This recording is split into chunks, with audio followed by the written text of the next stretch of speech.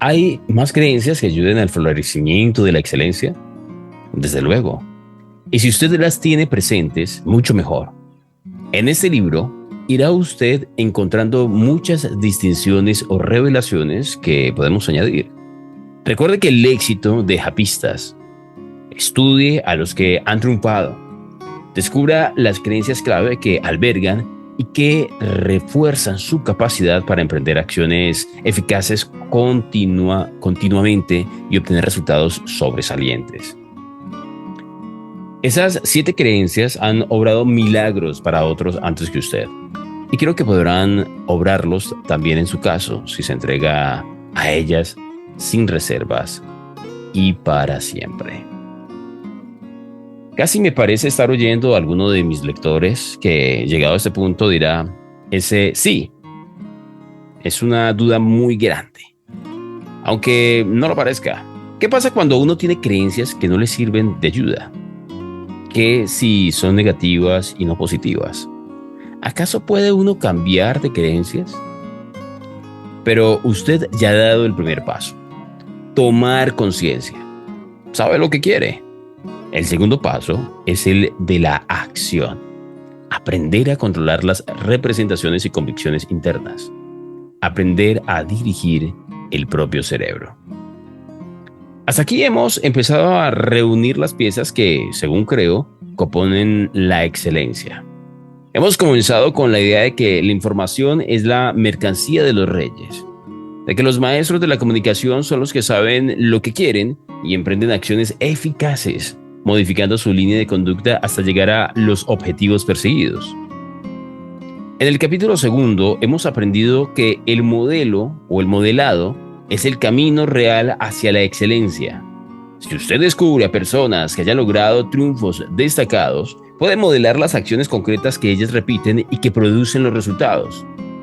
Las creencias, la sintaxis mental y la fisiología.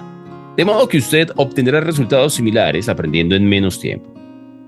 Hemos visto que el comportamiento poderoso, capaz y eficiente es el del individuo que se halla en un estado neurofisiológico de potencia y dominio de sus recursos. En el capítulo cuarto hemos visto la naturaleza de la fe y cómo las creencias vigorizantes abren la puerta a la excelencia. Y en el presente hemos explorado las 7 creencias que integran su piedra angular. Ahora voy a comunicarle las potentes técnicas que le ayudarán a poner en práctica lo que ha aprendido. Es hora de aprender a dominar nuestra mente, cómo dirigir nuestro cerebro. No halles culpables o no halle culpables, halle remedios. Henry Ford. En este capítulo hablaremos de hallar remedios. Hasta ahora nos hemos referido a lo que usted debe cambiar si desea que cambie su vida, qué clases de estados le confieren poderes y qué otros lo dejan paralizado. Ahora va a aprender usted cómo cambiar sus estados de modo que pueda producir lo que quiera, siempre que quiera.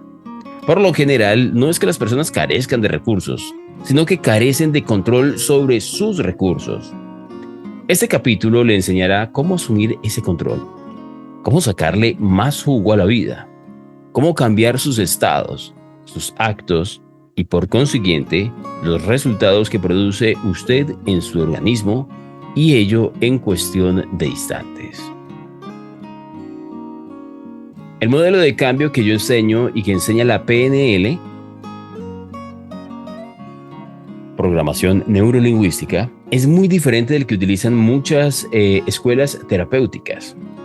El canon terapéutico, que es una mezcla de diferentes escuelas, ha llegado a ser tan conocido que es casi un lugar común. Entre muchos terapeutas está difundida la creencia de que para cambiar uno tiene que retroceder hacia ciertas experiencias negativas profundamente arraigadas y vivirlas otra vez. La idea es que las experiencias negativas de la vida se acumulan dentro de las personas como un líquido dentro de un recipiente, hasta que finalmente no hay cabida para ellas y se desbordan o revientan. Según dicen los terapeutas, la única manera de restablecer o de establecer contacto con este proceso es volver a experimentar aquellos hechos y aquellos sinsabores para tratar de librarse de todo de una vez. Toda mi experiencia me dice que esta debe ser una de las maneras menos eficaces para ayudar a las personas en dificultades. En primer lugar, cuando se obliga a un individuo a retroceder y volver a vivir algún trauma tremendo, se le está sometiendo a una de las experiencias más penosas y de mayor desvalimiento en que uno pueda encontrarse. Ahora bien, cuando se pone a alguien en condiciones de desvalimiento, disminuyen mucho sus posibilidades de producir nuevos comportamientos y resultados desde el pleno dominio de sus recursos. Incluso es posible que ese planteamiento refuerce hábitos psicológicos desafortunados o desgraciados. Al acceder constantemente a estados neurológicos de limitación y dolor, en el futuro será cada vez más fácil desencadenar tales estados. Cuanto más revive uno una experiencia, más tenderá a repetirla otras veces. Tal vez por eso los terapeutas tradicionales tardan tantísimo tiempo en obtener algún resultado. Tengo algunos amigos terapeutas. Son gente que se preocupa sinceramente por sus pacientes. Creen que lo que hacen con ellos les sirve de ayuda. Y así es. La terapéutica tradicional produce resultados. Pero la cuestión es, ¿no podrían obtenerse los mismos resultados con menos dolor para el paciente y en menos tiempo? La respuesta es que sí. Si modelamos las acciones de los terapeutas más eficaces del mundo, que precisamente fue precisamente lo que hicieron Bandler y Grinder, en realidad, una vez se entienden los fundamentos básicos de cómo funciona el cerebro, uno puede convertirse en su propio terapeuta y consejero psicológico. La terapia queda superada desde el momento en que uno puede cambiar cualquier sensación, emoción o comportamiento propios en cuestiones o en cuestión de instantes. Producir resultados más eficaces empieza, a mi modo de ver, por crear un nuevo modelo para el proceso de cambio. Si usted cree que sus problemas se acumulan en su interior hasta rebosar, va a hacer eso precisamente y no otra cosa lo que experimentará. Para mí, nuestra actividad neurológica no es como un líquido letal que se acumula, sino más bien como una sinfónola o sinfonola. En realidad, los seres humanos guardan las experiencias en el cerebro como una sinfonola guarda los discos. Y esos registros pueden reproducirse a voluntad cuando incide el estímulo oportuno del medio ambiente, como si apretase un botón de la máquina. Por tanto, nosotros podemos optar por recordar experiencias o apretar botones que correspondan solo a canciones de alegría y buena suerte, o por el contrario, apretar aquellos botones que van a hacernos daño. Si el plan terapéutico consiste en darle una y otra vez el botón de las vivencias que nos duelen, es posible que se esté reforzando el mismo estado negativo que deseábamos cambiar. Creo que se necesita un plan totalmente distinto.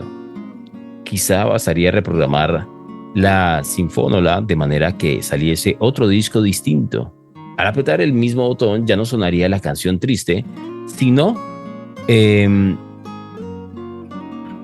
una música jubilosa.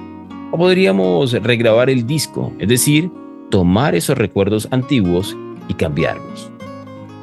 La cuestión es que los discos que uno toca tampoco se acumulan hasta explotar. Eso es absurdo. Y así como es sencilla la tarea de reprogramar una sinfónola, también es sencillo cambiar nuestros modelos de producir sentimientos y emociones de desvalimiento. No es necesario volver a pasar por las vivencias dolorosas para cambiar nuestro estado. Lo que hemos de hacer es cambiar la representación interna negativa por otra positiva, que se movilice automáticamente y nos conduzca a obtener resultados más eficaces. Hay que aumentar la potencia de los circuitos que llevan al éxtasis y cortar la corriente a los circuitos del dolor. La PNL contempla la estructura, no el contenido de la experiencia humana. Si bien desde un punto de vista personal podemos simpatizar con ella, En realidad lo ocurrido nos importa un rábano. Lo que sí nos importa y mucho es cómo ha construido usted en su mente lo que ocurrió. ¿En qué se diferencia su modo de producir un estado de depresión del que da lugar a uno de éxtasis?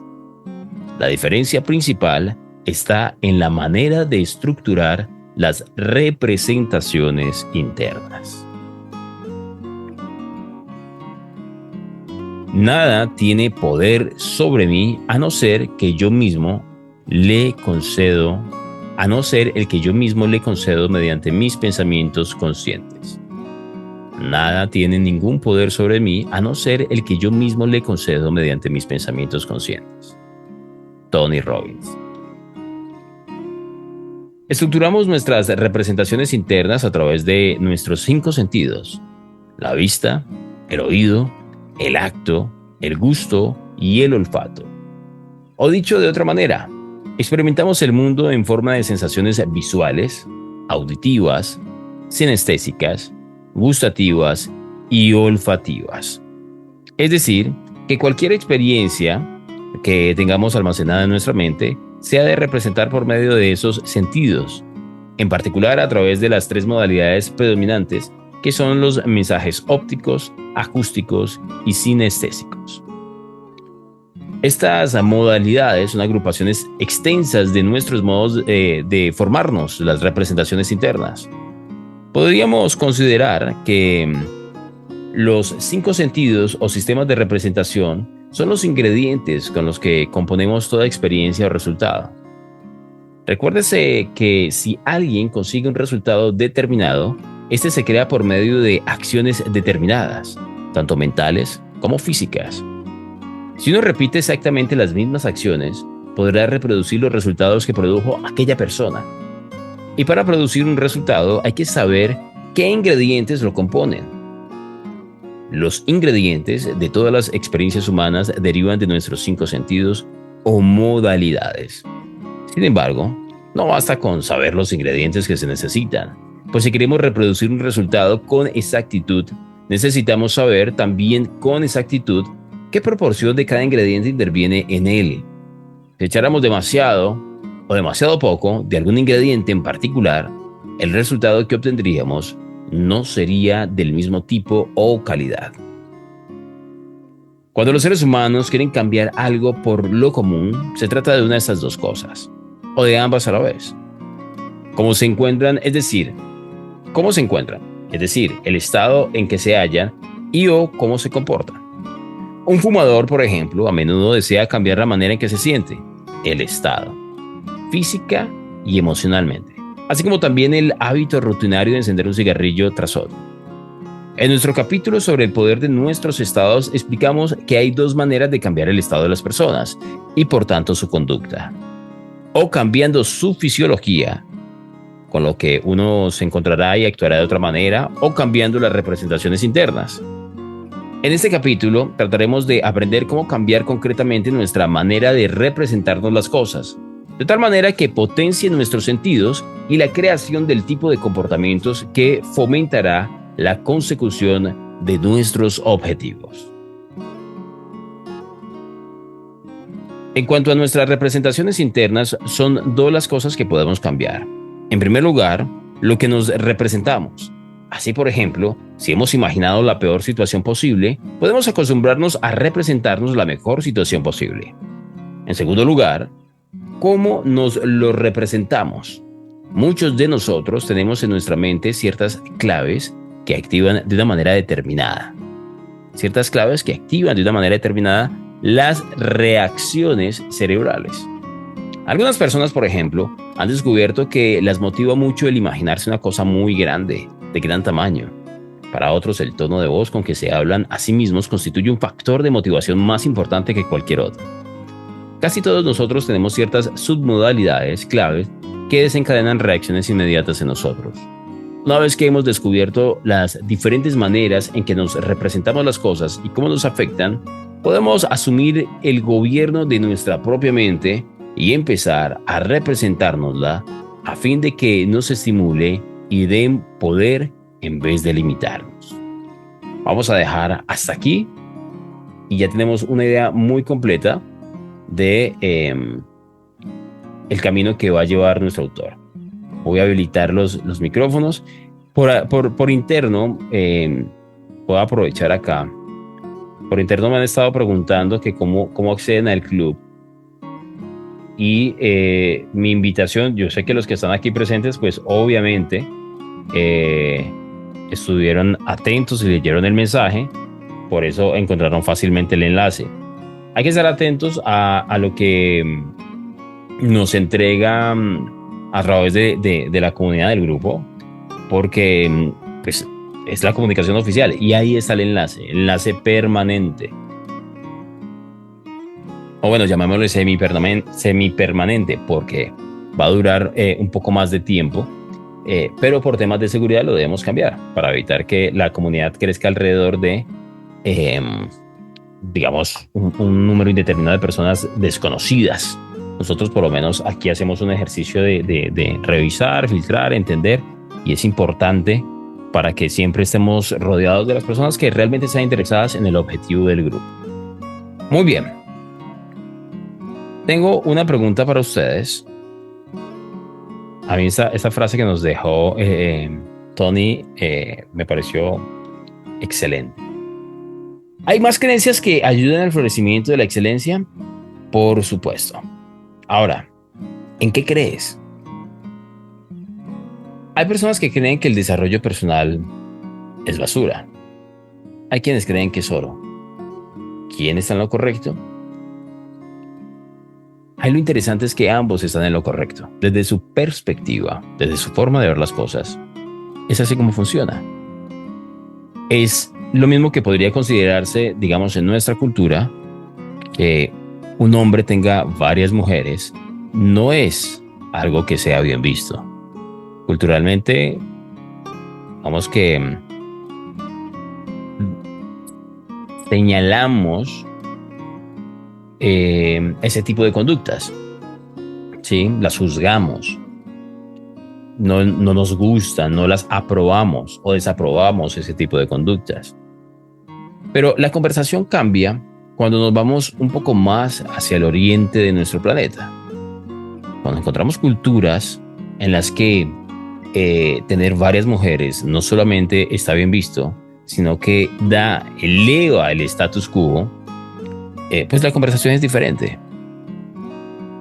Y no, para esas culturas no existe otra forma en la que debiera ser. No conciben otra forma.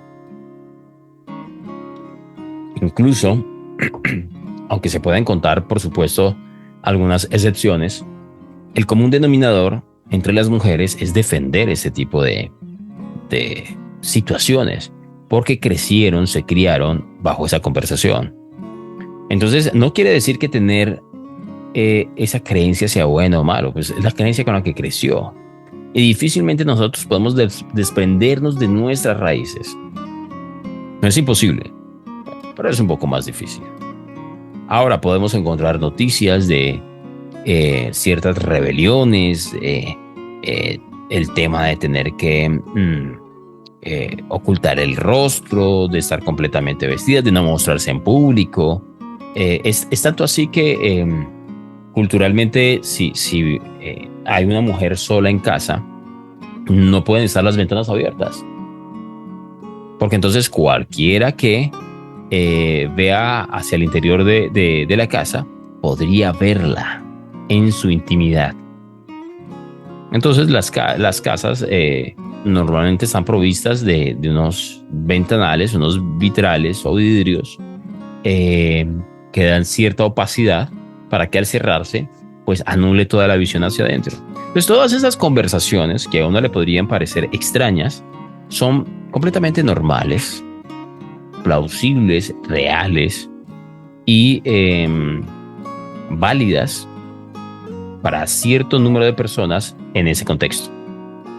Y es así como funciona.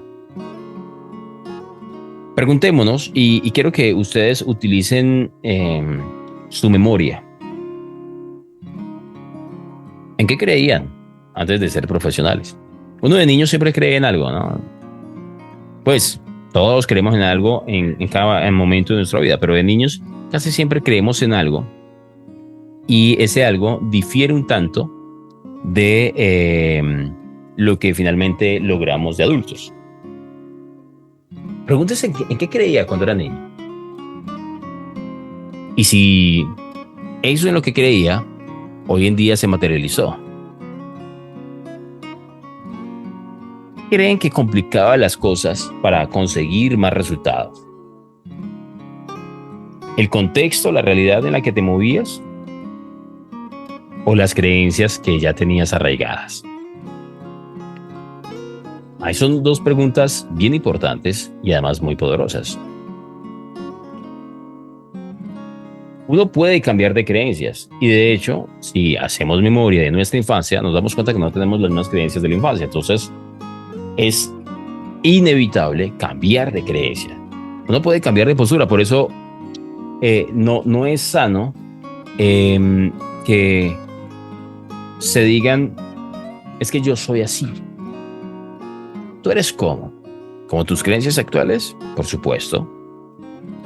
Pero al autopercibirse de una forma monobloque, como si no existiera posibilidad alguna de mutar las creencias, lo único que vas a lograr es eventualmente ponerte en ridículo, porque todas nuestras creencias van a mutar. John, yo creo lo mismo exactamente hace 20 años. ¿Lo mismo? ¿Exactamente lo mismo? No lo creo.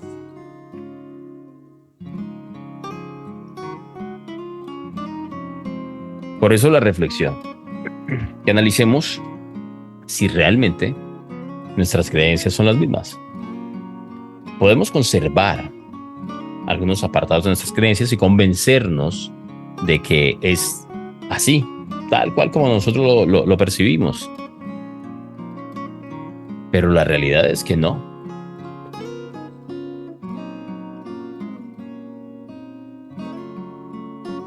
Y en una sesión yo les daba un ejemplo sobre eso. Si quieres evidencia de que no eres el mismo de ayer, porque muchas veces no encontramos la evidencia, si no, yo sigo siendo el mismo. No eres el mismo. Y si sigues siendo el mismo es porque apenas están en proceso de cambio o transformación. Si tú vas a tu closet, te vas a encontrar con ropa que ya llevas tiempo sin usar. Y eso ya se los había dicho, pero miren cómo los aprendizajes son cíclicos. Van y vuelven para reforzar. Entonces tú vas al closet y encuentras una cantidad pequeña o enorme de ropa que ya no usas, que hace rato no te pones. Porque esa ropa le pertenece a alguien que tú ya no eres, por eso ya no te sientes cómodo con ella.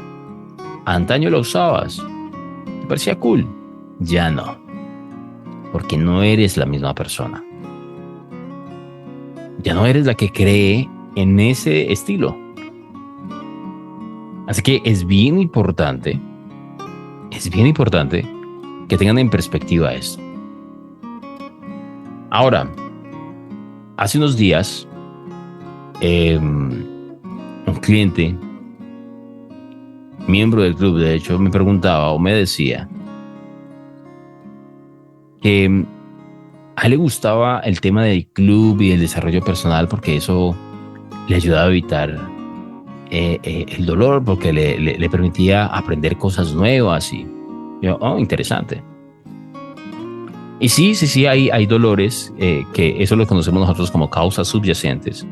Hay dolores que nos motivan a hacer cosas. Entonces, nosotros actuamos desde nuestras emociones.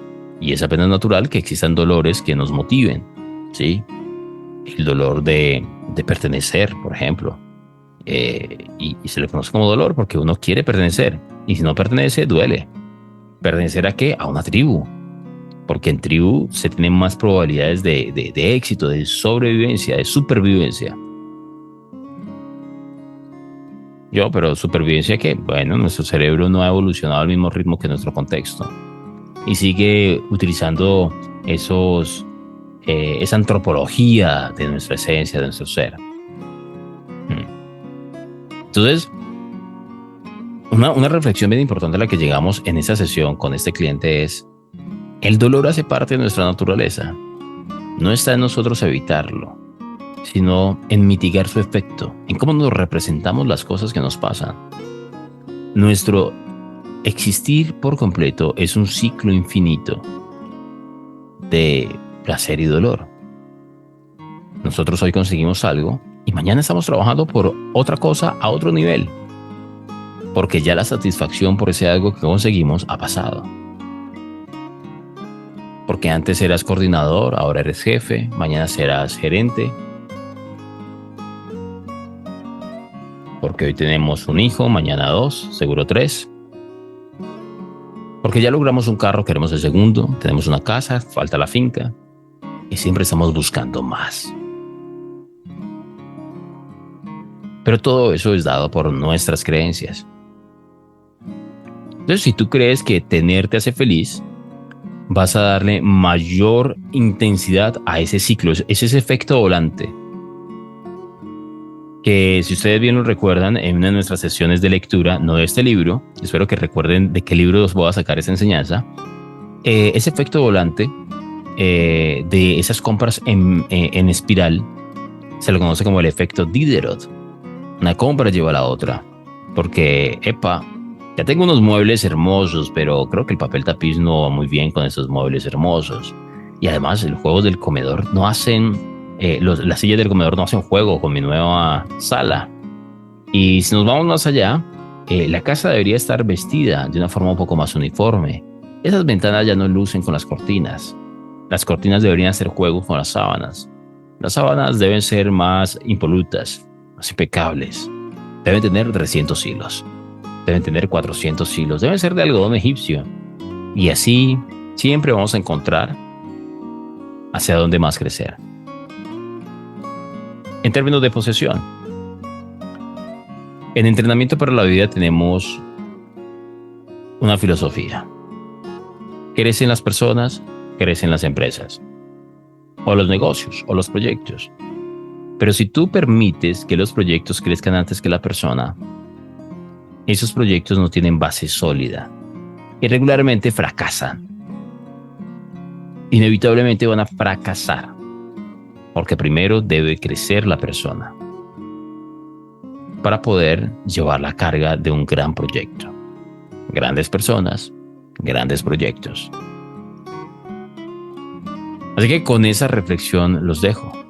Crecen las personas, crecen las empresas. Inviertan en las personas, inviertan en ustedes mismos. Si se considera una buena inversión y depende de ustedes, que puede salir mal. Encantado de compartir este espacio con todos ustedes. Espero que en la sesión de mañana se animen a participar. Ahorita les dejo un mensaje a través del grupo porque hay personas que me escribieron por interno que no sabían cómo ingresar. Y aunque yo les dejé el texto con el enlace, es posible que genere confusión. Así que voy a dejar el enlace en limpio, ¿vale? Muchas gracias a todos ustedes por ser, estar y pertenecer a este maravilloso club. Un abrazo para ti, Kate, también. Gracias por esos bonitos mensajes. Un abrazo para Angélica, Luz Ángela, para Caro, para Paola y para Cristian. Nos vemos o nos escuchamos mañana, 7 de la mañana. Adiós.